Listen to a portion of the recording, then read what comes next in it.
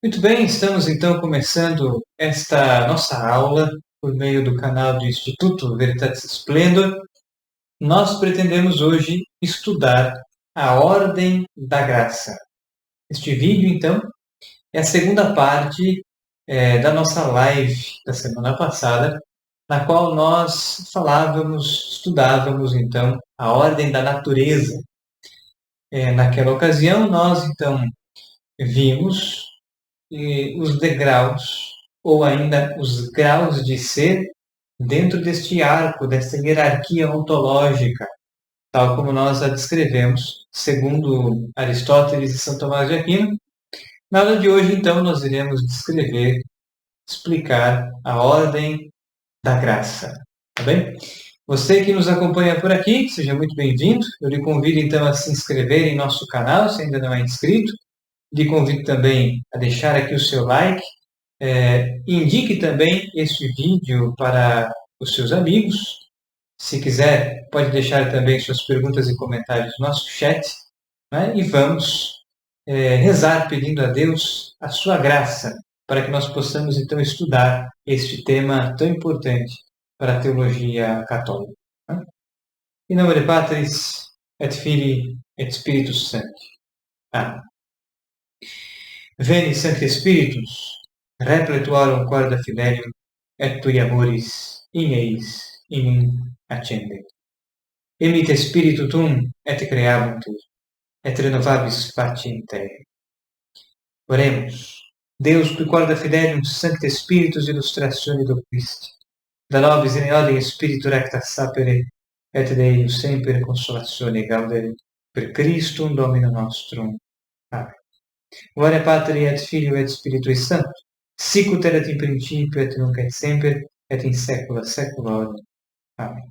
Em nome de Patris et Filii et Spiritus Sancti. Amém. Muito bem, no início então da nossa aula, vamos, num primeiro momento, relembrar o que estudamos na vez passada. Então vamos relembrar os graus de ser, ou ainda a ordem da natureza. Nós afirmávamos que existem 6 graus de ser. Né? Então, no primeiro grau de ser estão os entes inanimados, como as pedras, como o lápis, como a mesa, como a cadeira, enfim. São aqueles entes que têm o ser e o existir, mas não têm vida. Não têm, portanto, alma, enquanto princípio interno de movimento. São substâncias compostas porque possuem matéria e forma, mas possuem o menor grau de ser, o grau ínfimo de ser. São os entes inanimados. Acima dos entes inanimados estão os vegetais. Por quê? Porque além de terem matéria e forma, tem matéria e a sua forma é a alma vegetativa, enquanto princípio interno de movimento.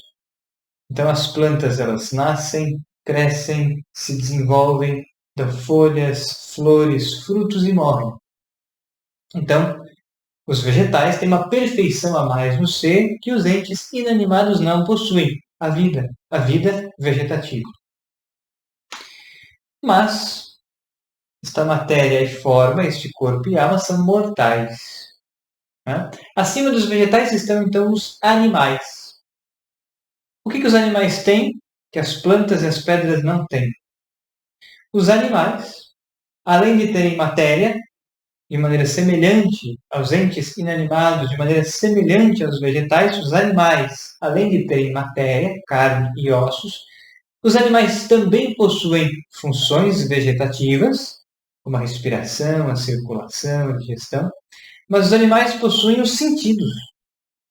Os 5 sentidos externos, tato, olfato, visão, audição e paladar, mas também os 4 sentidos internos, o sentido comum, a imaginação ou fantasia, a estimativa e a memória sensitiva. Então os animais conseguem apreender o mundo à sua volta como objeto e reagir a estes estímulos. Os animais, portanto, possuem uma perfeição a mais no ser em comparação aos vegetais e aos entes inanimados, portanto, possuem uma dignidade maior, mas também os animais, que são substâncias compostas, são mortais, na matéria e na forma, no corpo e na alma. Isso significa que quando o animal morre, morre o corpo e a alma. Acabou. Né? Além dos animais e acima deles, ontologicamente, estamos nós, está o ser humano. O que os homens têm, que os animais não possuem, que os vegetais não apresentam e que os entes animais não têm? Ora, nós seres humanos somos também uma substância composta de matéria e forma, corpo e alma. Mas nós seres humanos, além de termos matéria, de maneira semelhante aos animais, aos vegetais e aos entes inanimados, porque todos possuem matéria, nós seres humanos possuímos matéria, corpo, carne e ossos. Nós seres humanos possuímos também funções vegetativas, como a respiração, circulação, digestão, por exemplo. Nós também possuímos funções sensitivas, à semelhança dos animais, sentidos externos e sentidos internos. Mas, além disso, nós seres humanos possuímos a inteligência, a vontade e a memória intelectiva. Nós possuímos certas potências ou faculdades racionais que os animais não possuem. Então, nós seres humanos fomos criados à imagem e semelhança de Deus, propriamente dita, com corpo e alma, matéria e forma, porém nossa alma é imortal. Isso significa que tem um começo com a concepção, mas não terá fim. A alma humana, além de ser imortal, a alma humana é subsistente. Isso significa que mesmo após a morte corporal, a alma continua a ter o ser e o existir. Além disso, a nossa alma é puramente espiritual e dotada, então, de inteligência, vontade e memória.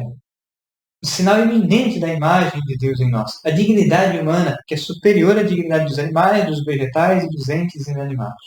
Mas acima do homem estão os anjos, acima ontologicamente, a nível de ser. Então os anjos possuem uma perfeição a mais no ser que nós não temos. Os anjos não são substâncias compostas, são substâncias simples. São, portanto, seres puramente espirituais, não possuem corpo, são puro espírito, dotados de inteligência, vontade e memória, porém uma inteligência muito mais penetrante, muito mais potente do que a nossa, muito mais perfeita do que a nossa. E nesse sentido, os anjos têm mais da imagem de Deus neles do que nós, portanto, tem uma dignidade superior a nós. E acima dos anjos está Deus. Deus é eterno, imaterial, imutável, onipotente, onisciente, onipresente, o ser em máximo grau, o criador de todas as coisas. Então, tudo que está abaixo de Deus, tudo aquilo que não é Deus, é criatura de Deus. Os anjos são criaturas de Deus, imortais, têm começo, mas não têm fim. Os homens, os animais, os vegetais, os entes inanimados, toda a criação é obra de Deus. Deus é a causa de todas as coisas. Então, em resumo, essa é a ontologia cristã. Né? Aqui nós temos os graus de ser ou naturezas, nós temos a hierarquia, a ordem da natureza. Posto isso, vamos agora discorrer sobre a ordem da graça. Vamos falar primeiro sobre a diferença entre ambas. Se a ordem da natureza ela demonstra, estabelece uma hierarquia segundo a dignidade do ser, segundo os graus de perfeição do ser intrínseco à criatura, a ordem da graça estabelece uma hierarquia segundo o grau de caridade. Essa é a principal diferença. Então, a ordem da natureza estabelece uma hierarquia de dignidade segundo as perfeições do ser. A ordem da graça estabelece uma hierarquia segundo a dignidade do grau de caridade. Tá bem? Então, esta é a principal diferença. O que nós queremos dizer com caridade? Nós poderíamos aqui fazer uma equação. Caridade é igual a graça mais virtude mais mérito. Uma simples equação. Então, caridade é igual a graça mais virtude mais méritos. Vejam só. O que é a graça de Deus? E aqui nós poderíamos entrar nas diversas espécies de graça. Mas vamos falar principalmente de duas: a graça atual e a graça santificante. A graça atual é a moção do Espírito Santo que ilumina a nossa inteligência para que possamos conhecer a verdade e que move e fortalece a vontade para que possamos corresponder com esta verdade revelada conhecida, para que possamos corresponder com a vontade de Deus. Então, no princípio de toda conversão está a graça de Deus. A graça santificante, por sua vez, é uma comunhão com Deus, uma participação na vida divina. A graça santificante nos une a Deus, é a vida interior da alma. As graças atuais, elas são pontuais e momentâneas, numericamente distintas umas das outras. A graça santificante é um dom habitual e constante, no qual nós podemos crescer e amadurecer. Recebemos pela primeira vez na nossa vida a graça santificante por ocasião do batismo. O pecado mortal nos faz perder a graça santificante. Nós podemos recuperá-la mediante o sacramento da penitência, a absolvição sacramental com arrependimento. Ora, uma vez na graça santificante, nós podemos crescer. Nós podemos crescer na graça, podemos crescer nas boas obras de virtudes que nos rendem méritos. Mas nós só podemos ter méritos se, correspondendo com a graça, nós realizamos boas obras de virtudes. Ninguém pode crescer no mérito pelas suas próprias forças sem o auxílio da graça. Acontece então que, quanto mais crescemos na graça, na virtude e no mérito, mais alto nós subimos nesta hierarquia, nesta ordem da graça, estabelecida então pelo grau de caridade.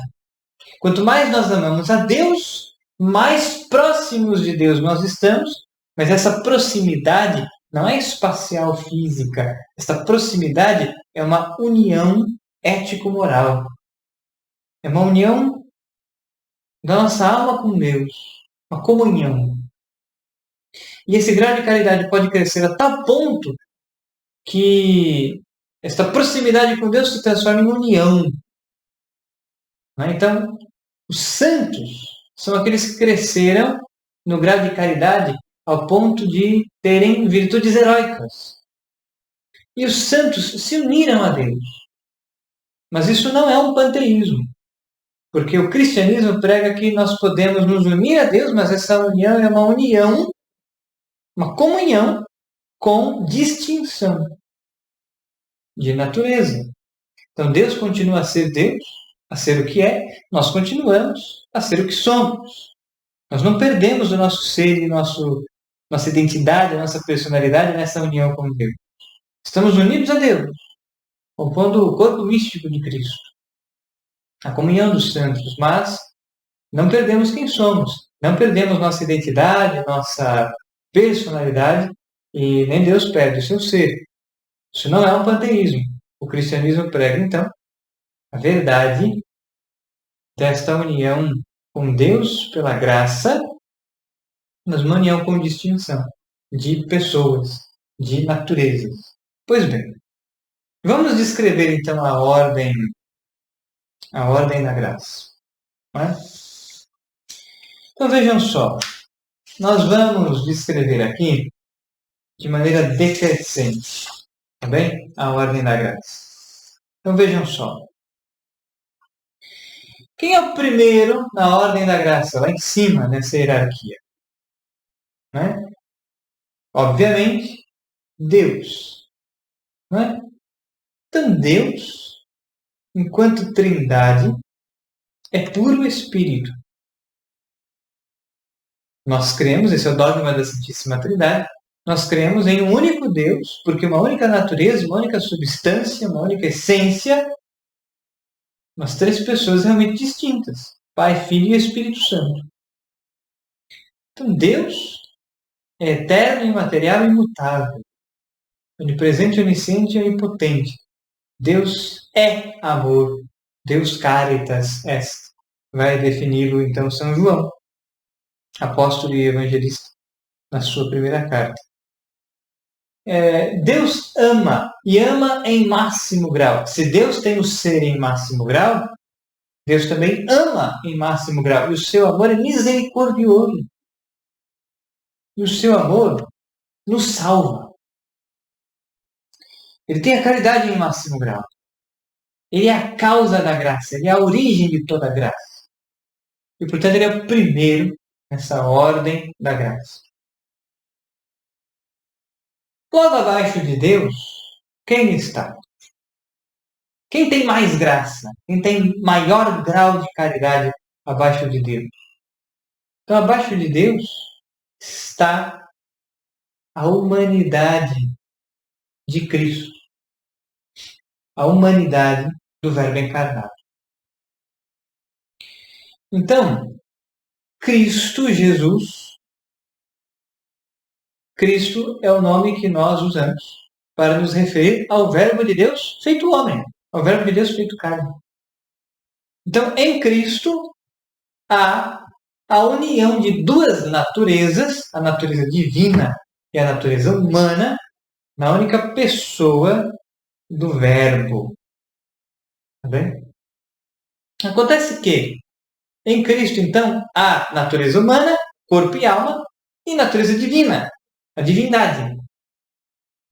Duas naturezas unidas na única pessoa do Verbo.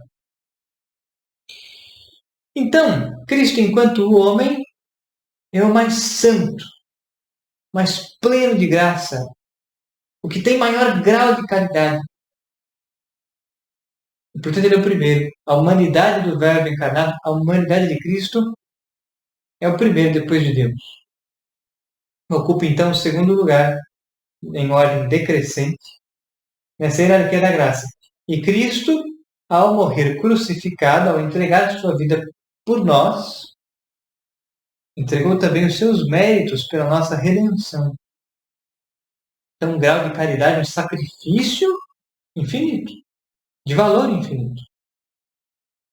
Pois bem, logo abaixo de Cristo, logo abaixo da humanidade de Cristo, está a Virgem Maria. Então, a Virgem Maria é a primeira depois de Deus. E a terceira nesta ordem decrescente da graça. Então, temos Deus enquanto Trindade, temos a humanidade do Verbo encarnado, a humanidade de Cristo, e temos a Virgem Maria. Por quê? Porque a Virgem Maria é a plena da graça. Assim já o anjo a saúda. E lemos esse texto em Lucas. Ave cheia de graça. Caire que caritomene. Né? Então, a Virgem Maria plena da graça. É a que tem maior grau de caridade abaixo da humanidade de Cristo. Então, a Virgem Maria tem uma vocação única e singular. Uma vocação singular, quer dizer, a Virgem Maria é ao mesmo tempo esposa, mãe e mãe de Deus e virgem, que viveu perfeitamente os conselhos evangélicos de castidade, pobreza e obediência. Uma vocação única, uma vocação singular, modelo para a vida sacerdotal, modelo para a vida religiosa, modelo para a vida laical, matrimonial. Pois bem, então a igreja presta culto de latria a Deus. Latria é adoração. Então a igreja católica adora apenas a Deus. E nós adoramos a carne e o sangue de Cristo presentes na Eucaristia, porque é a carne e sangue do Verbo de Deus feito carne, verdadeiro alimento, verdadeira bebida, como nos ensina o Evangelho de São João, no capítulo 6. Adoramos a Deus, prestamos culto de latria. Mas abaixo de Deus está a Virgem Maria, e à Virgem Maria prestamos culto de hiperdulia, ou seja, muita veneração. Veneração significa um respeito inspirado pela sua dignidade. A dignidade da Virgem Maria é tal na ordem da graça, o seu grau de caridade é tal E nós prestamos a ela o culto de hiperdulia. E prestando o culto de hiperdulia à Virgem Maria, estamos prestando o culto de latria a Deus. Porque estamos glorificando a Deus que realizou suas obras na vida da Virgem Maria. Então, reconhecendo a dignidade da Virgem Maria, nós estamos glorificando a Deus, que deu a ela tal dignidade. Muito bem. Então, prestamos culto de hiperdulia à Virgem Maria. Na ordem da graça, então, temos Deus enquanto Trindade, temos a humanidade de Cristo, temos a Virgem Maria. Abaixo da Virgem Maria, quem vem? Lembrando que a Virgem Maria é Rainha e Senhora dos santos anjos e dos santos homens. Isso significa que a Virgem Maria está acima de todos os santos anjos e de todos os santos homens, logo abaixo de Deus. Então, se nós somássemos o grau de caridade de todos os santos anjos e de todos os santos homens, esse grau de caridade somado seria ainda menor do que o grau de caridade da Virgem Maria, não é? Corredentora, Mãe do Salvador. Mas então, abaixo da Virgem Maria, quem vem? Num quarto grau decrescente, em ordem decrescente, está São José. São José, a ele, a Igreja presta culto de protodolia, proto primeiro. Dentre todos os santos anjos, dentre todos os santos homens, o primeiro é São José.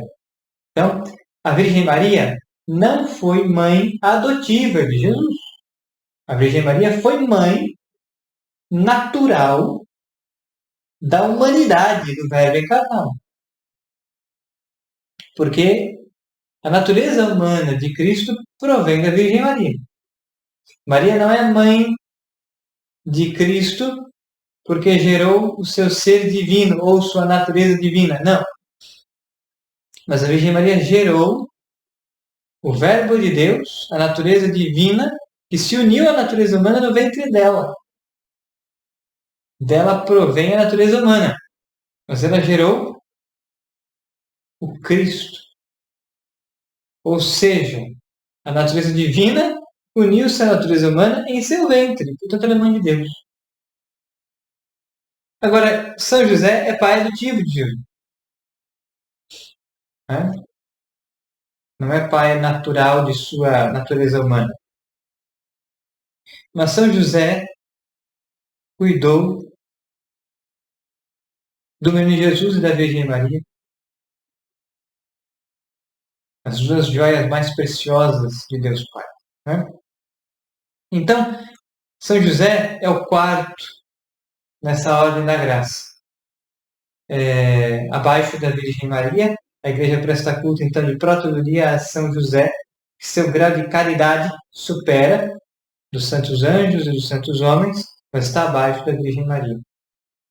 E abaixo de São José estão todas as hierarquias, todas as ordens angélicas e todas as moradas ou mansões dos céus. Então vejam, o céu beatífico tem muitas moradas. Cristo já nos ensinava no Evangelho. Na casa de meu Pai há muitas moradas. O que isso significa? Por isso que nós nos dirigimos aos céus no plural. Porque há graus de céus, há mansões, há moradas nos céus. Então vejam, quanto mais os santos, anjos e homens, cresceram no grau de caridade, mais próximo de Deus estarão na eternidade. Mas este mais próximo não é o mais próximo espacial e fisicamente. É o mais próximo, uma proximidade ético-moral, uma proximidade que quer expressar que quanto mais crescemos no grau de caridade, mais perfeita será a nossa visão beatífica no céu. Todos os santos anjos e santos homens que estão no céu têm visão beatífica. A visão da essência divina, a união com Deus. O seu objeto primário e secundário e o seu objeto de estudo da escatologia.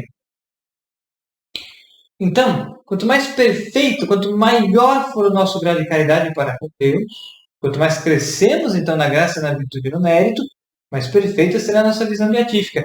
E quanto mais perfeita é a nossa visão beatífica, mais próximos, por assim dizer, quanto mais próximos estaremos de Deus.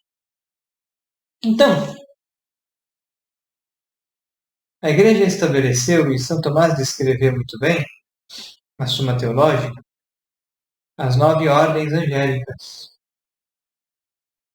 Então, nós temos, abaixo de São José, então, o primeiro na ordem da graça é Deus, enquanto Trindade.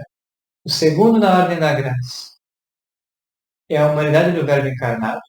O terceiro na ordem da graça é a Virgem Maria.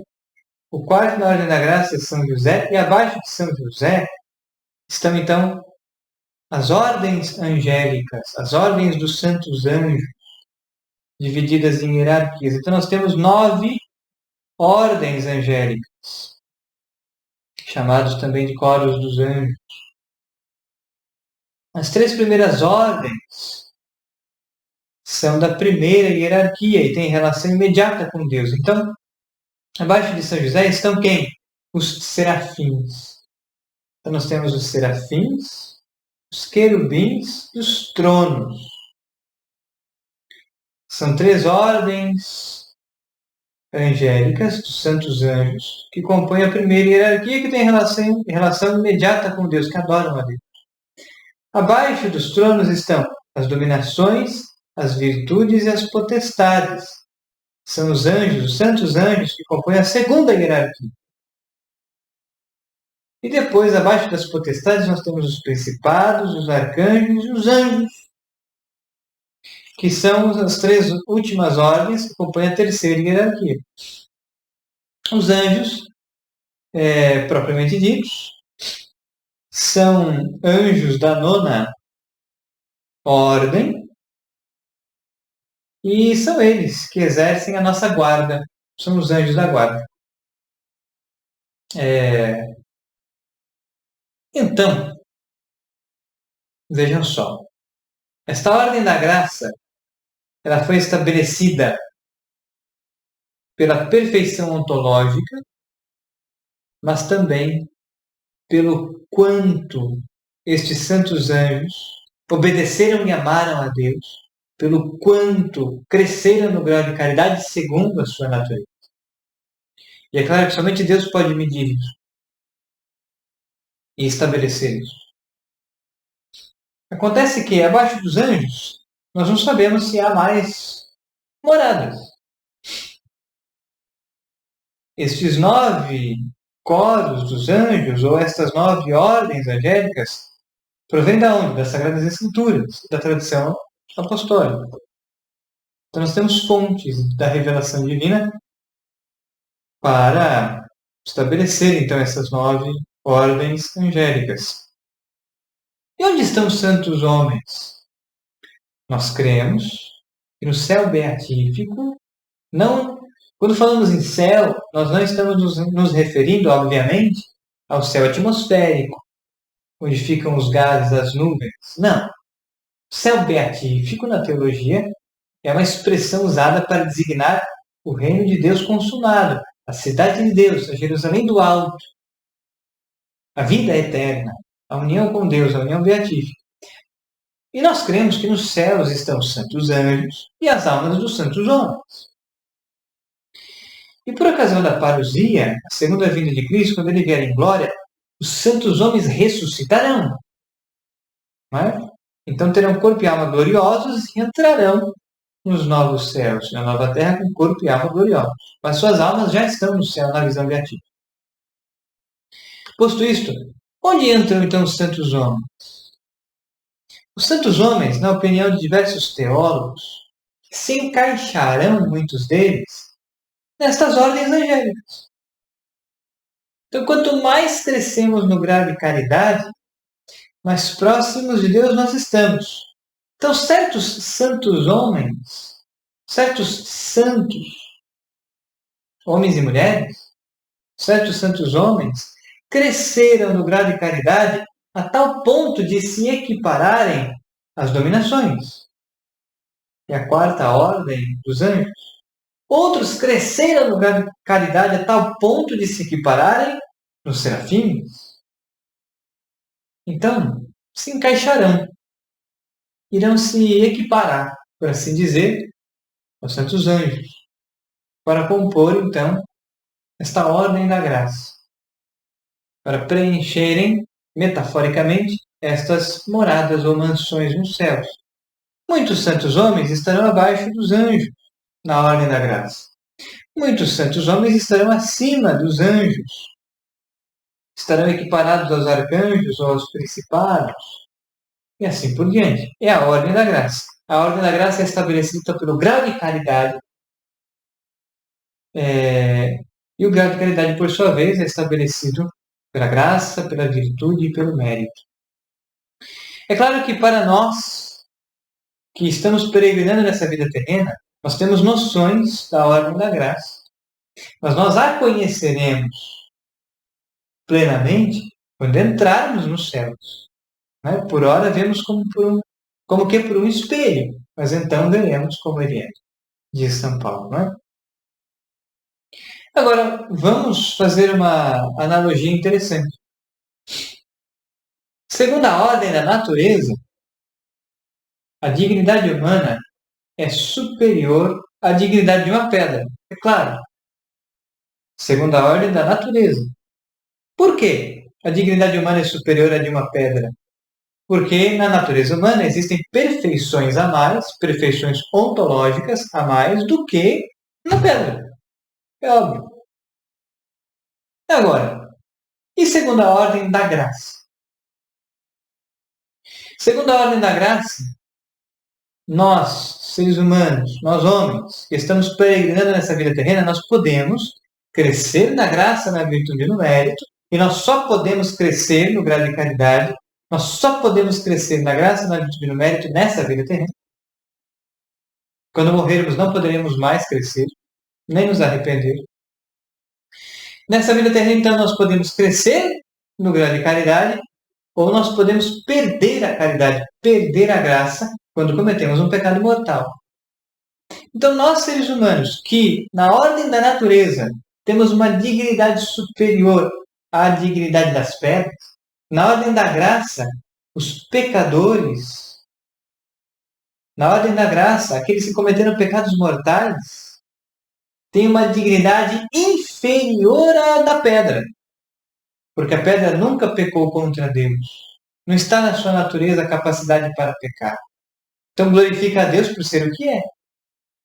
A pedra nunca pecou contra Deus e nós pecamos. Então o homem que está no pecado mortal tem uma dignidade pior, abaixo do que a própria pedra ou os entes inanimados, porque perdeu a graça. Então a sua dignidade na ordem da graça é menor, embora a sua dignidade na ordem da natureza seja maior. A mesma coisa acontece se nós compararmos os homens e os anjos. Por que falo dos homens e dos anjos? Porque são as duas criaturas racionais que Deus criou. São os dois seres racionais criados por Deus, capazes, então, de amar a Deus e serem amados por Deus por ser o que são, por ser imagem e semelhança de Deus. Então, os anjos e os homens são capazes de amar a Deus, porque em sua natureza existe capacidade para tal, inteligência, vontade e memória. Agora vamos lá. Os anjos que na ordem da natureza são superiores aos homens, porque têm uma inteligência mais penetrante e uma substância mais perfeita do que a nossa, uma substância simples. Os anjos, então, que segundo a ordem da natureza são superiores em dignidade a nós, seres humanos, na ordem da graça, os anjos que pecaram contra Deus e se tornaram demônios são piores, estão abaixo em dignidade do que nós homens. Porque perderam a graça e entraram no estado de condenação. Então, os demônios, entendam o que eu vou dizer, não é? Os demônios, que são anjos decaídos, na ordem da natureza, foram criados ontologicamente superiores à própria Virgem Maria, que é humana. Entendam o que eu estou afirmando. Os demônios, que são maus anjos, foram criados por Deus como anjos bons, mas pecaram contra Deus. Mas os demônios, os maus anjos, quando foram criados por Deus, foram dotados de uma natureza superior em dignidade à própria natureza da Virgem Maria, ou à própria natureza dos homens. Porque a natureza humana está inferior, está abaixo da natureza angélica, na dignidade segundo a ordem da natureza. Mas na ordem da graça, a Virgem Maria é superior a todos os santos anjos e a todos os santos homens. Superior em dignidade, superior em grau de caridade, superior em graça. Então a Virgem Maria é Rainha e Senhora dos céus e da terra. Então na ordem da graça, a Virgem Maria supera, obviamente, todos os demônios, mas supera também todos os santos anjos. Está acima de todos eles. E por isso é Rainha e Senhora do céu e da terra. Então é isto. Em resumo, nós descrevemos a ordem da graça e podemos agora ter uma noção e comparar a ordem da graça com a ordem da natureza. Haveria muito mais a dizer do que o que afirmamos, mas por aqui nós já podemos ter uma boa noção destas coisas.